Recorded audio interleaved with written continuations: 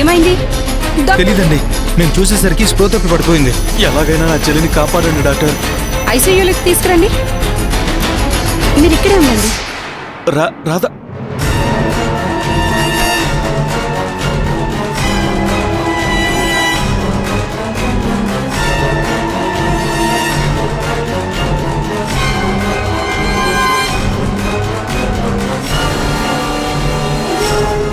కొంచెం జాగ్రత్తగా చూడండి డాక్టర్,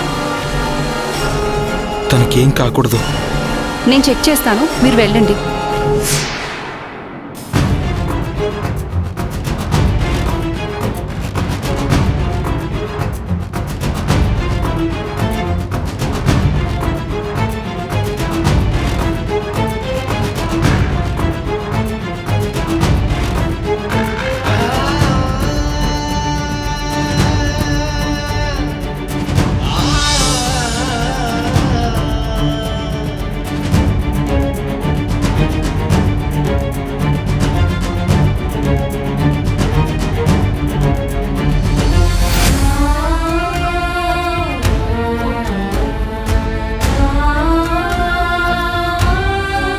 డాక్టర్, మా రాధకేమైంది? ఎందుకలా జరిగింది? ఆ అమ్మాయి నిద్ర మాత్రలు వేసుకుంది. Suicide attempt చేసుకున్నట్టుంది.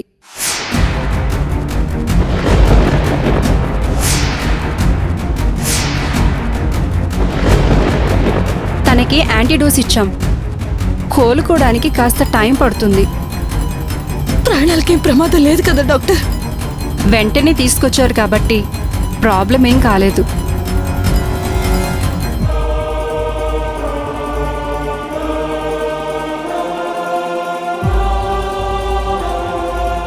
డోస్ కూడా తను ఎక్కువగా తీసుకోలేదు.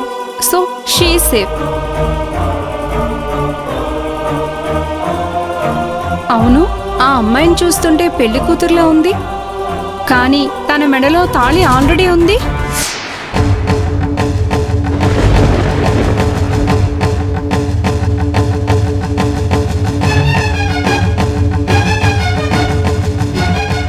బలవంతంగా వేరే పెళ్లి చేయాలని చూస్తున్నారే ఏంటి?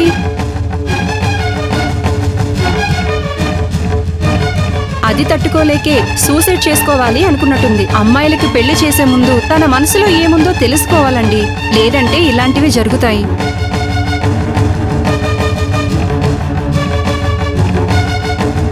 బలరాం, రాధ మెళ్ళో తాళుండడమేంటి?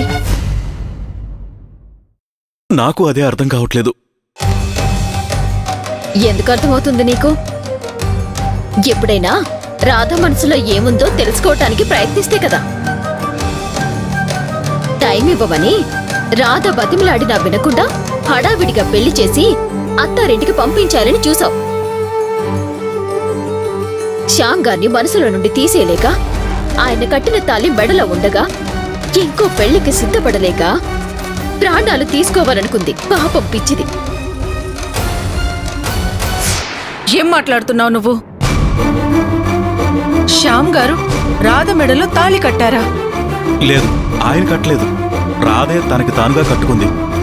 తనకి తానే కట్టుకుందైతే ఇంకా రాధ మెడలో తాళి ఎందుకు ఉంచుకుంటుంది? రాధ ఉద్యోగం వదిలేసి వచ్చే ముందే తాళి తీసేసింది. మళ్ళీ తన మెడలోకి ఎలా వచ్చిందో అర్థం కావట్లేదు. రాధ తాళి తీసేయలేదు, నీ కంటపడకుండా దాచింది. కేవలం నీకోసమే మనసు చంపుకొని గోపాల్ని పెళ్లి చేసుకోవడానికి సిద్ధపడింది. ఇంకా మౌనంగా ఉన్నావేంటత్తా? రాధ శ్యామ్ గారింట్లో ఉన్నప్పుడు ఏం జరిగిందో నాకన్నా నీకే బాగా తెలుసు. చెప్పు వీళ్ళకి. రాధ ఖుషీకి అమ్మగా నటించడానికి శ్యామ్ గారింటికి వెళ్ళింది. కానీ రాధ మెడలో తాళి లేకపోవడంతో ఖుషీ వాళ్లని పెళ్లి చేసుకోమని పోరు పెట్టింది. ఖుషీకి ఇంట్లో వాళ్ళకి అనుమానం రాకుండా వాళ్ళు పెళ్లి చేసుకున్నట్టు నాటకం ఆడాలి అనుకున్నారు. తాళి కట్టే సమయానికి రాధ తనకి తానుగా వేసుకోవలసిన తాళి శ్యామ్ గారి చేతుల మీదగానే రాధ మెడలో పడింది.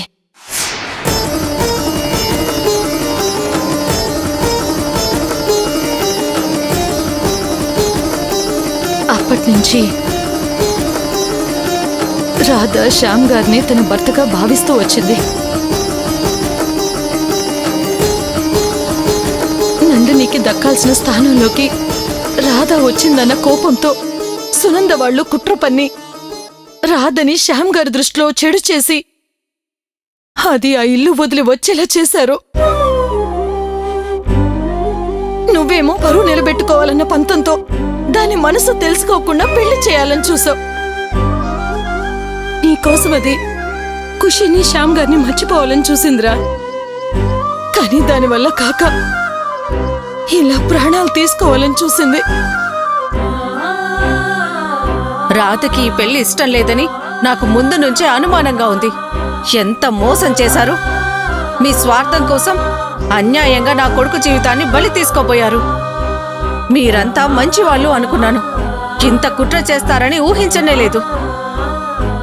తప్పుగా అనుకోకండి, ఇదంతా నాకు ముందుగా తెలియదు. కానీ మా అదృష్టం బావుండి పెళ్లికి ముందే అంతా బయటపడింది. లేదంటే నా కొడుకు బలి పశువై ఉండేవాడు. ఛీ, అసలు మోసం చేయడానికి మీకు మనసులా వచ్చింది. ఇంత పెద్ద నిజాన్ని ఎలా దాచారు?